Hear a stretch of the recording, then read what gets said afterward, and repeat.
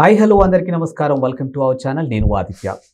2014 AP Telangana రెండు విడిపోయిన తర్వాత ఆల్మోస్ట్ ఇక్కడ తెలంగాణలో టీడీపీ పార్టీ ఇక అయిపోయింది అనుకున్న తరుణంలో ఇప్పుడు 2024లో ఏపీలో టీడీపీ మళ్ళీ అధికారంలోకి రావడంతో తెలంగాణలో మళ్ళీ టీడీపీ పాత పూర్వ వైభవం వచ్చే ఛాన్సెస్ ఎక్కువగా కనిపిస్తున్నాయి. సో దానికి సంబంధించి ఇప్పుడు తెలంగాణలో టీడీపీని మళ్ళీ పూర్వ వైభవం తెచ్చేందుకు ఈసారి ఇక్కడ ఒక దమ్మున్న నాయకుడినే టీడీపీ సంబంధించినటువంటి ఒక నాయకుడిని ఎన్నుకునే ప్రయత్నం అయితే చేయబోతున్నారని ఒక వార్త అయితే ఇప్పుడు వినిపిస్తుంది. సో మరి దీనికి సంబంధించినటువంటి అంశం గురించి తెలుసుకునే ప్రయత్నం చేద్దాం. సో ప్రస్తుతానికి మనతో పాటు స్టూడియోలో ఉన్నారు ప్రముఖ సీనియర్ జర్నలిస్టు సిఎస్ రావు గారు. సో వారిని అడిగి తెలుసుకుందాం. సార్ నమస్కారం. సార్ నమస్తే సార్. ఏపీ తెలంగాణ రెండు విడిపోయిన తర్వాతకి తెలంగాణలో ఆల్మోస్ట్ ఇంకా టీడీపీ అయిపోయింది అనుకున్నారు. సో అలాంటి పరిస్థితులు మనకి కనిపించాయి. రేవంత్ రెడ్డి గారు పార్టీ మారిపోవడం, సో ఇక్కడ ఉన్నటువంటి హేమహేమీలంతా వెళ్ళిపోయారు. సో ఆ తర్వాత 2024లో ఇప్పుడు ఏపీలో టీడీపీ అధికారంలోకి వచ్చింది. సో మళ్ళీ ఆ వైభవం ఇక్కడ కనిపించే ఛాన్సెస్ ఎక్కువగా కనిపిస్తుంది. సో మరి ఆ వైభవం తీసుకురావాలి అని అంటే చంద్రబాబు నాయుడు గారు అస్తమానం ఇక్కడికి వచ్చి చూసుకునే పరిస్థితులు అయితే లేవు. సో ఒక దమ్మున్న లీడర్ ఖచ్చితంగా కావాలి. సో దానికి సంబంధించిన ఒక మీటింగ్ ఈరోజు ఆంధ్రప్రదేశ్లో జరగబోతుంది. సో ఒక దమ్మున్న లీడర్ని ఎన్నుకోబోతున్నారని ఒక వార్త అయితే వినిపిస్తుంది. సో మరి దీనిపై మీ కామెంట్. ఇప్పుడు ఇటీవల జరిగిన 2024 ఫలితాల తర్వాత ఆంధ్రప్రదేశ్లో తెలుగుదేశం పార్టీ కూటమి 164 మంది ఎమ్మెల్యేలతోటి బలమైనటువంటి ప్రభుత్వాన్ని అక్కడ ఏర్పాటు చేశారు. సో వెంటనే చంద్రబాబు నాయుడు ప్రమాణ స్వీకారం చేసిన తర్వాత 4వ రోజే తెలంగాణకు వచ్చి హైదరాబాద్లో ఎన్టీఆర్ ట్రస్ట్లో ఆయన ఒక మీటింగ్ పెట్టారు. మీటింగ్ పెట్టి రాబోయేటువంటి రోజుల్లో మనం తెలుగుదేశం పార్టీని తెలంగాణలో కూడా బలోపేతం చేయబోతున్నాము, మీరందరూ కూడా సన్నద్ధం కాండి అనేటువంటి ఒక దిశానిర్దేశం చేశారు. ఆ రోజు నుంచి తెలుగుదేశం పార్టీలో ఉండేటువంటి తెలంగాణ లీడర్లు కొంత యాక్టివ్ అవుతున్నారు. యాక్టివ్ కావడంతో పాటు పూర్వపు తెలుగుదేశం పార్టీ వాళ్ళు ఎవరైతే ఉన్నారో ఇతర పార్టీలకు వెళ్ళినటువంటి వాళ్ళు మళ్ళా ఇటువైపు రావడానికి ప్రయత్నాలు చేస్తూ ఉన్నారు. కీలకమైనటువంటి లీడర్లు మాజీ మంత్రులు ప్రయత్నాలు చేస్తున్నారు. అయితే ఎందుకు ప్రయత్నాలు చేస్తున్నారు మాజీ మంత్రులు అని అంటే తెలుగుదేశం పార్టీ తెలంగాణ విభాగం అధ్యక్షుడు కావాలి అనేటువంటిది చాలామంది పోటీ పడుతున్నారు ఆ పదవి కోసం. ఎందుకనంటే తెలుగుదేశం పార్టీ మనుగడ లేదు, ఉనికి లేదు తెలంగాణలో అనేటువంటిది ఒక ప్రచారం ఉంది కదా. కానీ చాలామందికి అంచనా వేలింది ఏంటంటే తెలంగాణలో తెలుగుదేశం పార్టీకి ఓట్ బ్యాంక్ ఉంది, లీడర్లు వెళ్ళిపోయారు అనేది నేను చెప్పడం కాదు. ఇటీవల కాలంలో నేను ఒక ఇంటర్వ్యూ చేసినప్పుడు టీఆర్ఎస్ పార్టీ కో ఫౌండర్ వి ప్రకాష్ గారు, ఆయన మామూలుగా చెప్పరు, ఊరికే గాలి కబుర్లు అవి చెప్పరు. ఆయన ప్రాక్టికల్గా తెలుసుకున్న తర్వాతనే చెప్పే వాళ్ళల్లో ఆయన ఒకళ్ళు. కొంత సైంటిఫిక్గా చెప్తారు, ఇంటలెక్చువల్గా కూడా ఉంటారు ఆయన. ఆయన ఏం చెప్తున్నారంటే నా ఇంటర్వ్యూలో చెప్పారు, మనం కూడా అప్లోడ్ చేసాం, యూట్యూబ్లో కూడా ఉంది. ఇవాళకి కూడా తెలుగుదేశం పార్టీ అధిష్టానం పట్టించుకోకపోయినప్పటికీ 15% ఓట్ బ్యాంక్ తెలుగుదేశం పార్టీకి ఉంది తెలంగాణలో. బీసీ ఓట్ బ్యాంకు పదిలంగా ఉంది ఆ పార్టీకి. ఆ పార్టీని బీసీలు తన సొంత పార్టీగా భావిస్తూ ఉంటారు, బీసీ నాయకులు కానీ బీసీ ఓటర్లు కానీ అని చెప్పి ఆయన చెప్పిన మాట. తర్వాత నిన్న అంటే బుధవారం రోజు కాంగ్రెస్ పార్టీకి సంబంధించిన కీలక లీడర్ వస్తే నాతో మాట్లాడుతూ ఆయన చెప్పినటువంటి మాట ఏంటంటే తెలుగుదేశం పార్టీ ఇప్పటికి కూడా ఉంది, తెలుగుదేశం పార్టీ మొన్న పోటీ చేయనందునే కాంగ్రెస్ పార్టీకి కనీసం 63 వచ్చినాయి, ఇంక్లూడింగ్ కమ్యూనిస్టు 64. ఇప్పుడు రేవంత్ రెడ్డి గారికి పడ్డ ఓట్లన్నీ కూడా టీడీపీ వాళ్ళకి అంటారా? అంటే ఎంతో కొంత అక్కడ ఏమవుతుంది, Telugu Desam party hard core vote bank ఏంటి, బీఆర్ఎస్ పార్టీకి యాంటీగా ఉంటుంది. ఎందుకు ఉంటుంది బీఆర్ఎస్ పార్టీకి అంటే ఈయన కావాలని చంద్రబాబు నాయుడిని ఇబ్బంది పెట్టారు, ప్లస్ తెలుగుదేశం పార్టీని లేకుండా చేయాలని కుట్ర పన్నాడు కేసీఆర్ అనేటువంటిది ఉంది కదా తెలుగుదేశం పార్టీలో, అది అందరికీ తెలిసిందే కదా.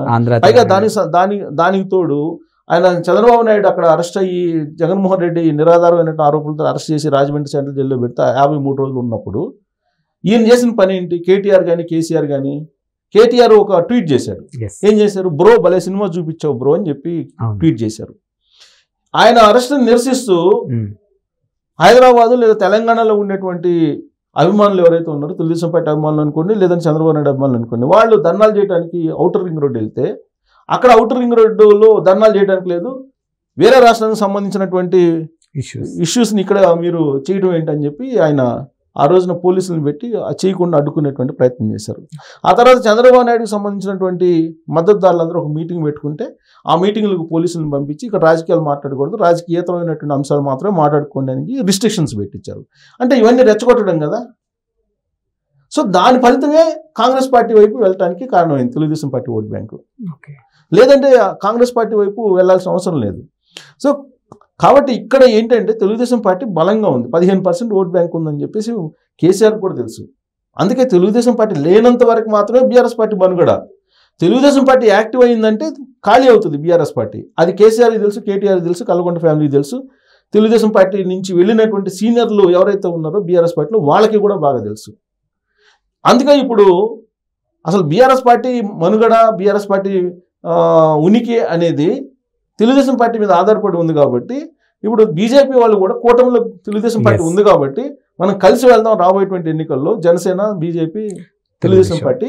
కాబట్టి పార్టీని బలోపేతం చేయండి అని చెప్పి ఒక సంకేతం ఇచ్చి ఉండొచ్చు. దాంట్లో భాగంగానే కొంత తెలుగుదేశం పార్టీ స్పీడప్ అవుతుంది. స్పీడప్ అయ్యి 1-2 మీటింగులు కూడా పెట్టుకున్నారు ఈ మధ్యకాలంలో. So once Telugu Desam party Telangana విభాగం అధ్యక్షుని అనౌన్స్ చేసిన తర్వాత పార్టీ బలోపేతం అవుతుంది. రాబోయేటువంటి గ్రేటర్ హైదరాబాద్ ఎన్నికల నుంచి మళ్ళీ ప్రస్థానాన్ని ప్రారంభించబోతుంది తెలుగుదేశం పార్టీ.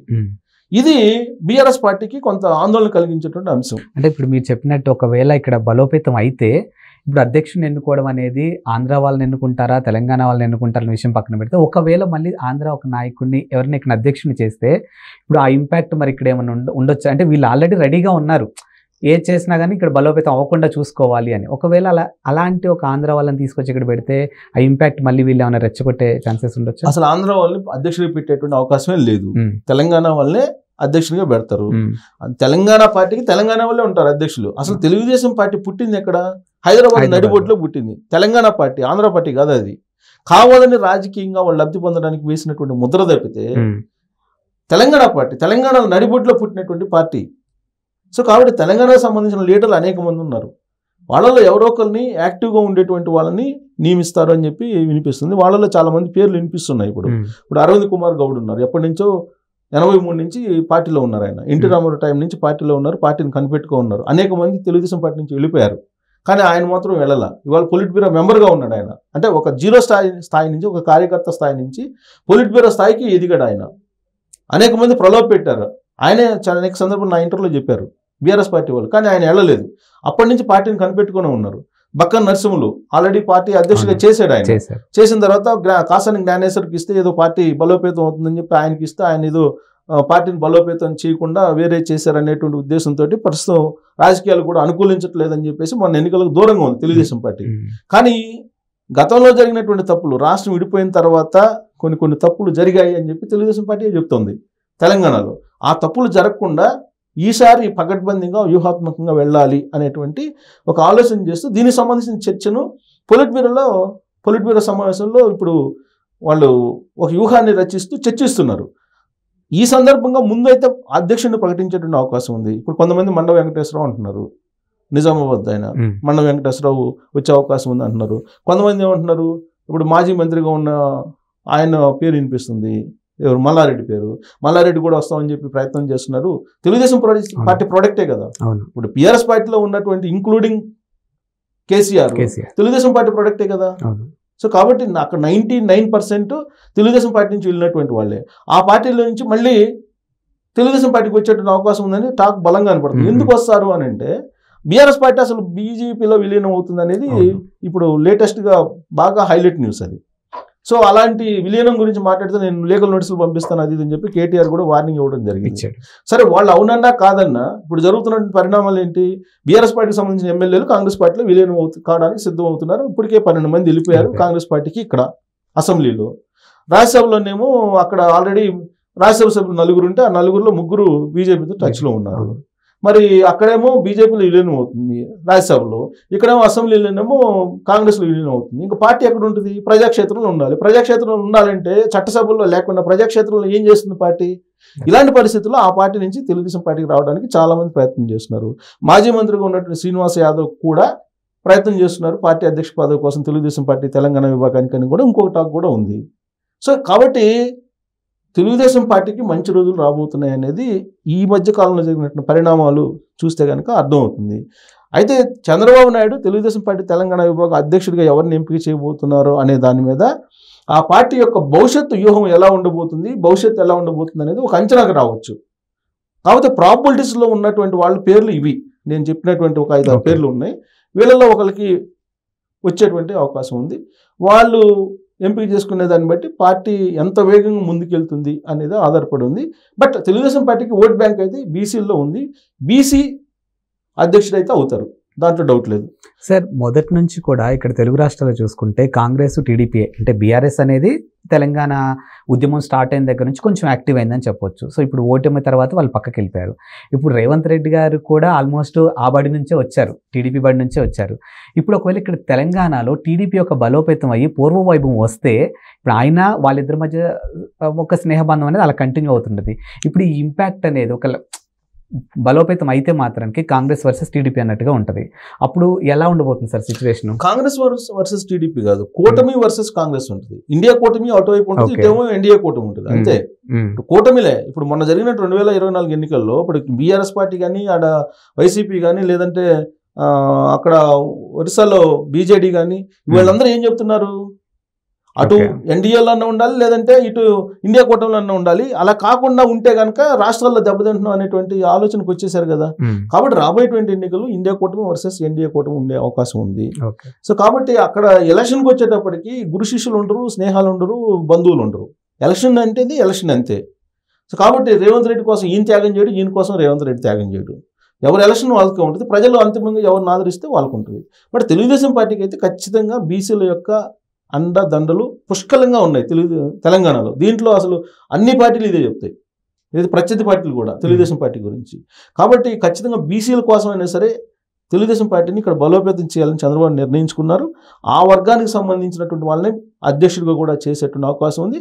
ఆ వర్గానికి సంబంధించినటువంటి వాళ్ళు ఎవరు అయ్యేటువంటిది మాత్రం కొంచెం డిబేట్, అంటే ఈ పొలిట్ బ్యూరో సమావేశం జరుగుతుంది కాబట్టి రేపు ఎల్లుండిలో అనౌన్స్ చేసేటువంటి అవకాశం కూడా ఉంది. Thank you sir. Thank you.